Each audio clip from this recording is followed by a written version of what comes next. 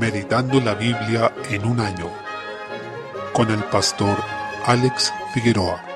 Día 12, mes 4, Josué capítulo 5. En este capítulo vemos que antes de entrar a la tierra prometida, y concretamente ya habiendo cruzado el Jordán, el pueblo de Israel debía circuncidarse por orden del Señor. Esto hace referencia al pacto que Dios hizo con Abraham en Génesis 17, del versículo 9 en adelante, donde se estableció la circuncisión como señal de ese pacto, y luego, con la ley de Moisés, vemos un desarrollo de ese pacto de circuncisión. Desde el versículo 4, el pasaje relata la causa por la que Josué debió circuncidar a los hijos de Israel. Recordemos que la primera generación de israelitas que salió de Egipto siendo adultos fue condenada a morir en el desierto debido a su incredulidad, en Números 14, pero la nueva generación, la de los que eran niños al salir de Egipto o que nacieron en el desierto, no estaba circuncidada, debiendo estarlo, ya que el pacto hecho con Abraham involucraba el deber de circuncidar a cada varón al 8º día desde su nacimiento, y la sanción de no circuncidarse era ser cortado del pacto. Esto demuestra que el Señor tuvo misericordia de este pueblo porque no los desechó a pesar de que eran incircuncisos en ese momento. Podemos apreciar que toda la entrada y la conquista de la tierra prometida se realizó por fe, ya que el hecho de circuncidarse los debilitaba físicamente. Una prueba de ello es lo que ocurrió en Génesis, cuando los hijos de Jacob hicieron que los varones de una ciudad llamada Siquem se circuncidaran para poder vengarse de ellos, como una estrategia para atacarlos cuando estuvieran con esa debilidad corporal y con fiebre luego de la cirugía de la circuncisión. Así, el practicar este rito debilitaría también a estos israelitas que estaban a punto de iniciar una campaña militar, dejándolos en una situación desventajosa, ya que si los otros pueblos llegaban a saber que estaban recién circuncidados, podían atacarlos y vencerlos físicamente. Por tanto, la obediencia en esto reflejaba la fe de ellos, su confianza en que era el Señor quien los sostenía. En el versículo 9 vemos que una vez realizada la circuncisión, el Señor dijo a Josué: «Hoy he quitado de vosotros el oprobio de Egipto», con lo que está diciendo que la circuncisión marcó la separación de este pueblo respecto de esa nación, el alejamiento de su vergüenza asociada a esa vieja vida de esclavitud en Egipto. Y la esclavitud en ese lugar se asocia con una realidad espiritual más profunda, que es la esclavitud del pecado y del mundo. En el versículo 10 vemos que este hecho formalizaba la entrada de ellos al pacto, haciéndolos miembros de este, porque les daba la señal de ese pacto que es la circuncisión, y una vez circuncidados podían participar de la Pascua, habiendo ya recibido la señal. Eso también marca el principio de que aquellos que están bautizados, que tienen la señal del nuevo pacto, son los que pueden participar del sacramento de la Santa Cena, porque el mismo Señor Jesús estableció una continuidad entre la Pascua y la Santa Cena al instituir esta última en una cena pascual. Desde el versículo 11, otro punto interesante es que una vez que entraron en la tierra y se alimentaron de los frutos de ella, cesó la alimentación sobrenatural del maná, que era una provisión extraordinaria de parte de Dios para el pueblo mientras duró su tránsito por el desierto. Por tanto, ahora el pueblo debía sostenerse por vías ordinarias, sembrando la tierra, trabajándola y cosechando su fruto. Desde el versículo 13, otro aspecto muy importante en este pasaje es la aparición de Cristo preencarnado a Josué. Josué le preguntó: ¿eres de los nuestros o de nuestros enemigos? En el versículo 13. Y él respondió: no, mas como príncipe del ejército de Jehová he venido ahora, en el versículo 14. Sabemos que no es un ángel común, porque Josué se postró sobre su rostro y le adoró. Es claro en la escritura que cada vez que aparecía un ángel y era adorado, ese ángel corregía a la persona que lo estaba adorando. Por ejemplo, cuando Juan se postró ante el ángel en Apocalipsis, éste le dijo: mira, no lo hagas, porque yo soy consiervo tuyo, en Apocalipsis 22:9. En cambio, en el caso de este pasaje, este varón santo no lo corrigió, sino que recibió la adoración, y sabemos que solo Dios puede recibir adoración. Por consiguiente, concluimos que es Cristo preencarnado, como aparece en otros lugares del Antiguo Testamento. Esto nos dice que sobre este Josué está el verdadero Josué, es decir, Jesús, sabiendo que, como ya hemos señalado, el nombre Jesús es el mismo nombre en hebreo que Josué, solo que Jesús está adaptado al griego, y desde allí ha llegado al español. De esta forma, Jesús estuvo presente en todos los hitos relevantes de esta gran obra redentora. Él llamó a Moisés desde la zarza ardiente en Éxodo 3:2. Él guió a su pueblo en el desierto, como dice Éxodo 23:20, y ahora aparece como príncipe del ejército de Jehová para liderar la entrada en la tierra prometida. Capítulo 6. Se relata la toma de Jericó, una ciudad sumamente fortificada. Estaba además bien cerrada a causa de los hijos de Israel. Nadie entraba ni salía, y pretendían así por medios humanos detener el juicio de Dios sobre ellos. Pero todo esto que estaba ocurriendo era producto de que el Señor había juzgado a estos pueblos, y ese juicio había llegado, y ellos no podrían detenerlo por más que estuvieran amurallados y fortificados. De hecho, Jericó era una ciudad bastante fortificada fortificada y muy antigua, previa a Abraham, por tanto tenía muchos siglos de antigüedad. Desde el versículo 3 se nos muestra que el medio que el Señor estableció para conquistar Jericó no fue propiamente militar, ni fue una estrategia bien planeada desde ese punto de vista, como una emboscada o un sitio de la ciudad, sino simplemente consistió en rodear la ciudad por completo, una vez cada jornada, durante 6 días, y el séptimo día la tenían que rodear 7 veces, y luego 7 sacerdotes tocarían unos cuernos que sonaban como bocinas, y ahí el pueblo debía gritar a gran voz, y el muro de la ciudad iba a caer, y de esa manera se iba a tomar la ciudad. Cada vez que rodeaban la ciudad, el arca de Jehová iba en medio, porque primero iban los hombres de guerra, luego los sacerdotes tocando bocinas, luego los que llevaban el arca, y después iba una retaguardia tras el arca. Con eso vemos que es la presencia de Dios la que va al centro de su pueblo, la que le da la victoria, ya que el arca simbolizaba esa presencia de Dios y su comunión con su pueblo. La fe en Dios les daría la victoria, y esa fe se demostraba usando el medio que Dios dispuso para establecer la conquista. Pasa algo similar a aquello cuando Jesús ordenaba a alguien ejecutar determinada instrucción para que fuera sano. Por ejemplo, ordenaba a un ciego que fuera al estanque para ser sanado. Jesús podría haberlo sanado directamente, de forma inmediata, pero él le ordenó ir al estanque y lavarse porque estaba probando la fe de ese ciego en su palabra. Y en el relato, el hecho de que los hijos de Israel usaran este medio dado por Dios, que resultaba tan extravagante de rodear la ciudad y después gritar, lo que no era la forma de conquistar una ciudad, y el hecho de que fueran diligentes en cumplir esas instrucciones en forma precisa, reflejaba fe de parte del pueblo en que era el poder de Dios el que iba a vencer, y no las fuerzas que ellos pudieran tener, o los medios humanos que pudieran ocupar. Así también ocurre con nosotros hoy. El Señor ha dispuesto medios para nuestra vida en santidad, para una vida en victoria, y estos son la oración, el ayuno, la lectura de la palabra, la comunión con los hermanos, la participación de los sacramentos. A veces, al encontrarnos en momentos de aflicción, puede suceder que pensemos que estos medios no resultan eficientes para salir victoriosos en nuestras luchas o tentaciones, o para dar solución a nuestros problemas, y dudamos de que ellos sirvan realmente. En esto entendemos que el uso de los medios refleja fe en el Señor. Él fue quien los dispuso, y si nosotros los usamos con fe en esta verdad, entonces Él también premia esa fe y nos da aquello que es conforme a su voluntad. En Hebreos 11:30 dice: por la fe cayeron los muros de Jericó, y el pueblo de Israel venció por esa fe. Por tanto, la misma Biblia interpreta que fue por fe que todo esto ocurrió, porque la conquista fue claramente sobrenatural. Desde el versículo 22 se relata también que cumplieron la promesa de salvar a Rahab, la ramera. No esperaríamos que una ramera fuera la única que se salvaría de toda esa destrucción de la ciudad, pero efectivamente así fue, lo que nos habla de la misericordia que Dios tenía preparada también para los gentiles. Y es tan importante esto que finalmente Rahab termina apareciendo en la genealogía de Jesús, porque ella fue antepasada de Booz, y Booz engendró junto con Ruth a Obed, y Obed a Isaí, y de Isaí viene el rey David, sabiendo que nuestro Señor Jesús desciende del rey David en la carne. Así de grandiosa es la misericordia y la providencia de Dios, quien estaba guardando la vida de Rahab porque sabía que ella iba a estar en la línea de seres humanos que iba a terminar en que el Salvador fuera engendrado a través de María por la obra del Espíritu, por la providencia y cuidado de Dios sobre su pueblo, y el gobierno que Él tiene de todas las cosas. Desde el versículo 26, continuando el relato, vemos que el Señor estaba con Josué para esta conquista. La destrucción de Jericó hace resaltar la justicia de Dios y su severidad. Es una justicia que tiene fundamentos, no es arbitraria, no es un capricho de Dios, ya que Él había advertido a Abraham en Génesis capítulo 15 que la maldad de los pueblos llamados amorreos que habitaban esta zona todavía no llegaba al extremo en ese momento. Sin embargo, el Señor en su paciencia les concedió siglos para que se arrepintieran, y en lugar de eso, ellos llevaron sus pecados hasta el colmo, hasta que llegó este día en que se demostró su juicio hacia ellos. Esta entrada de Israel en Canaán refleja lo que va a ser la victoria de Cristo y su pueblo sobre sus enemigos en el día del juicio, cuando ellos serán destruidos por la espada de la boca de Cristo, tal como dice Apocalipsis 19. Así, vemos que la justicia divina es paciente y dio ese espacio para el arrepentimiento, pero este no se produjo. En ese sentido, al ver que Dios es paciente, no debemos abusar de esa misericordia que le está demostrando, sino justamente tomarla como una razón para alabar a Dios y para arrepentirnos. También vemos que esa justicia es irresistible, porque por más que los hombres de Jericó cerraron la ciudad, la amurallaron, se fortificaron y tomaron medidas para evitar lo que iba a ocurrir, llegado el día del juicio, nada podían hacer para permanecer en pie. Y la justicia divina no es caprichosa, como decíamos, porque claramente su ley es perfecta y justa, y ellos la quebrantaron hasta el extremo. Capítulo 7. En los versículos 1 al 15 vemos el pecado de Acán. El Señor había dicho que no tomaran nada de la ciudad, que todos en ella fueran muertos y que el oro y la plata fueran ocupados para el santuario. A eso se refiere con que la ciudad era anatema, es decir, estaba bajo prohibición, y eso implicaba que aquellas cosas que el Señor reclamó para sí, que eran el oro, la plata y los utensilios de bronce y de hierro, nadie podía tomarlos como propios, y Josué les había dicho claramente que tuvieran cuidado con esas cosas. Pero un hombre llamado Acán, de la tribu de Judá, tomó estas cosas para sí, y obviamente el Señor vio esto, a pesar de que este hombre lo hizo en secreto. Pero observemos que el pecado secreto es un escándalo público en el cielo. No hay nada secreto para Dios. Lo que se intenta ocultar de los hombres, ante Dios brilla como a la luz del mediodía. Así, el pecado de Acán causó la derrota de todo el pueblo. Notemos que dice